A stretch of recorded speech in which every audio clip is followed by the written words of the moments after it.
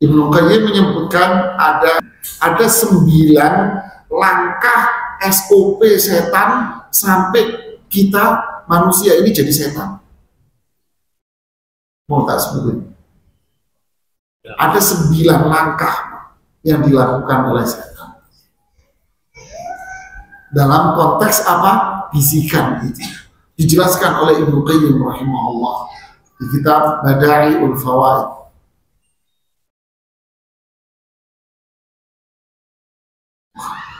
Menyeramkan sekali.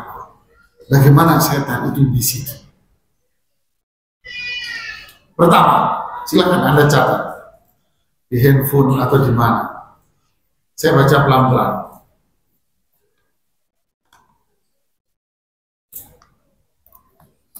Saya sih bikin diagramnya. Langkah pertama dia, hati kosong dari ketaatan dan tauhid. Berarti mangkoknya ada isinya kosong. Gak pernah ke majelis taklim. Jadi intinya hati kosong dari ketaatan dan tauhid. Maksudnya apa? Jarang ke majelis taklim, kadang-kadang, apalagi nggak pernah ngaji, Mas.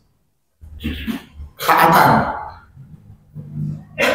sholat kayak minum obat, sehari 3 kali atau 2 kali toh. Atau dia sholat 5 kali, tapi sholatnya di rumah, yang laki-laki. Kalau sholat di rumah mesti ditunda,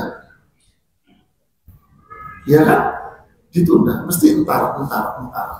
Nah ini hati udah kosong, nggak ada ilmu, ketaatannya tunda-tunda, bisnisnya mesti banyak haramnya. Dan berarti hatinya kosong dan kotor.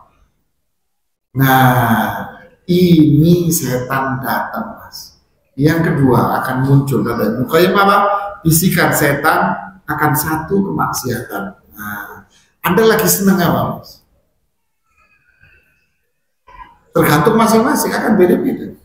Mulai dibisikin sama setan dengan satu kemaksiatan. Ini usahanya lagi kosong, ya, sepi usaha. Maka dibisiki sama setan apa? Mas, temenmu itu sukses, Mas. Kapan? Waktu itu dia rajin ke kuburan ini, Mas. Ya kan? Wah, cobalah ke kuburan itu. Kuburan bisikan. Nanti berkah, dapat berkah, Mas. Mulai setan dibisiki sesuatu.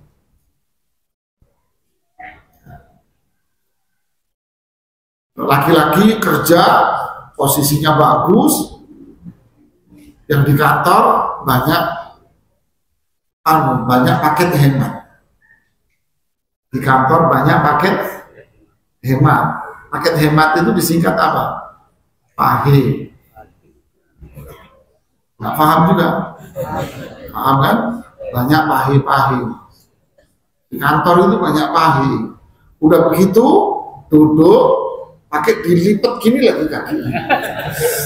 Iya Pak ya? Udah pakai rok mini, duduknya diapain? Kakinya dilipetin di kaki yang satunya. Anda duduk di sebelahnya. Ditambah apa? Wangi. Setan bisikin, istrimu di rumah daster 10 tahun kakak ganti-ganti. Umpamanya lu Mbak, ya ini umpamanya, bisikan setanannya aja bisikan setan.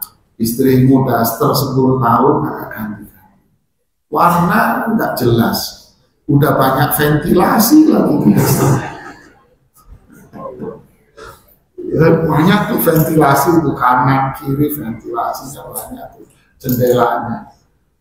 Udah jarang nyisir kalau di rumah, males. Ya, udah tuh bisikan-bisikan, coba lihat sebelah kamu, wow mulus Mas, terus dibisikin sama dia dengan satu. Yang bisnis dagang pengen maju usahanya, ambil Mas, ini apa yang kamu inginkan, akan cair dalam sekian hari doang. Yang lebih canggih lagi, apa yang kamu mau? 10 menit mas, canggih. Ya kan? Bisikan setan-setan. Setan jin, nah setan manusia, flyer mas, gede, pinggir jalan. Setan manusia, iklan di WA Anda. 10 menit cair, maksimal 500 juta. Tanpa potongan. Ya. Apa ini Pak? Nah, dia bisikin itu Anda. Terus langkah yang ketiga, Anda dengerin ini, Anda masih menjadi pendengar doang. Muncul yang ketiga apa? Memberikan gambaran dan mendorongnya. Dikasih gambaran Anda. Wah, sekarang omsetmu berapa? Sekian. Coba kamu ambil itu.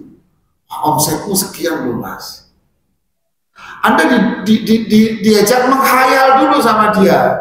Menghayal, iya ya keren ya. Nanti tambah maju ya. Diajak menghayal sama saya. Yang keempat, membuatnya indah hingga lahir khayalan. Wah, jadi iya ya benar ya. Menghayal terus Anda beli mobil lah, inilah, keren.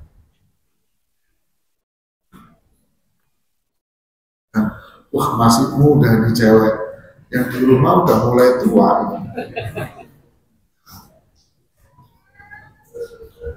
Inna lillahi wa inna ilaihi. Maka yang keberapa? 1, 2, 3, 4, 5. Yang kelima, dimunculkan keinginan katanya. Mulai muncul kamu keinginan. Iya ya, pengen mulai mas. Ketika keinginan yang keenam tambah didorong sama setan. Terus mendorong dan memunculkan syahwat. Nah itu yang namanya syahwat sekarang. Mulai muncul syahwat mas. Kalau perempuan tadi, wah mulai syahwatnya naik.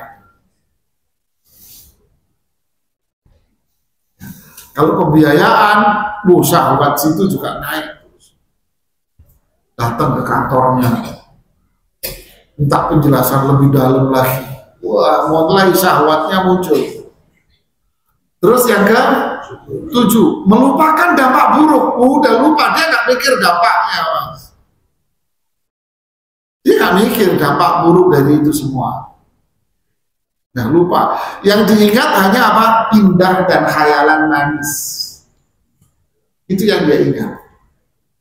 Lalu yang ke-8, nah lihat ini. Terlihatlah kemaksiatan sebuah keindahan. Udah. Jadi yang dilihat semuanya hanya manis saja, manis. Maka yang terakhir apa? Nah, endingnya di sini Ibnu Qayyim bilang apa? Terjadilah itu dengan bantuan pasukan setan. Tuh kan? Panggil dia teman-temannya, bro, mulai berhasil bro, 90% bro. Datang semua teman-temannya. Terjadilah kemaksiatan itu. Kalau sudah terjadi, diulang lagi, maka jadilah kebiasaan. Kebiasaan. Contoh, ya, udah dikasih pertanyaan, berarti selesai. Contoh, mas, ini kisah nyata.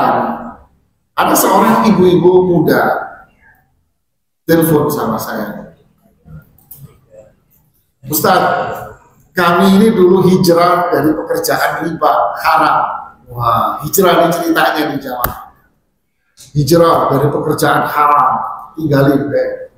Akhirnya kami merintis usaha online di rumah sama suami. Ya memang merintis pertama sulit Ustadz. Alhamdulillah mulai ada pembeli, setiap hari mulai ada 1, 2. Bertambah naik omset, mulai naiklah sampai titik di mana sekarang kami sudah punya gudang dan memperkerjakan tetangga-tetangga sebelah. Faktur setiap hari sudah ratusan. Tutup faktur SPK-nya setiap hari sudah ratusan. Alhamdulillah Ustaz. Omsetnya sudah ratusan juta. Sangat besar. Luar biasa. Apakah setan diam di sini? Mulai. Hatinya kan kosong. Kenapa? Dulu awal-awal hijrah rajin ngaji. Omsetnya mulai banyak. Aku nggak kelihatan di sibuk, banyak pesanan. Mulai. Ini kan, mulai banyak pesanan. Mulai banyak nyari supplier, mulai meeting sama supplier. Nah, ujung-ujungnya meeting M-nya berubah jadi S. Apa? Kan master S, meetingnya juga M-nya diganti jadi S. Kan? Bingung yang lain apa maksudnya? Mulai Mas, karena mulai jauh dari pengajian, mulai dari ketaatan, sibuk dengan bisnisnya dia. Ya, mulai setan datang. Apa itu? Pembiayaan bank. Ya kan, dimasukin sama setan. Ini kalau kamu masuk ke sini, usaha kamu jauh lebih besar. Mulai itu tahapan-tahapan laka tadi. Terus sampai endingnya muncul syahwat. Keinginan dia, istrinya menghalangi, jangan. Kalahlah. Umurnya istrinya berapa? Paling 30 tahun. Nah, setan yang goda umurnya 2000 tahun. Ya kamu baru kemarin. Anaknya setan yang lucu aja 300 tahun. Lucu itu, kamu baru 30 tahun. Akhirnya muncul syahwat. Syahwat itu dorongan kuat dia untuk mengambil pinjaman. Lupa dia dampak buruknya. Udah mulai digelontorin dana sama bank dalam jumlah besar. Indah aja yang dilihat, dia lupa dampak buruknya. Maaf Ustaz, saya telepon sekarang ini, saya sudah cerai dari suami saya. Semua perusahaan dan yang kita bangun dan angan-angan dia semuanya buyar, bangkrut, habis, dan dia mantan suami saya menanggung hutang miliaran sama bank. Saya bilang selamat datang dalam gerbang kebinasaan. Nangis dia. Inilah yang terjadi.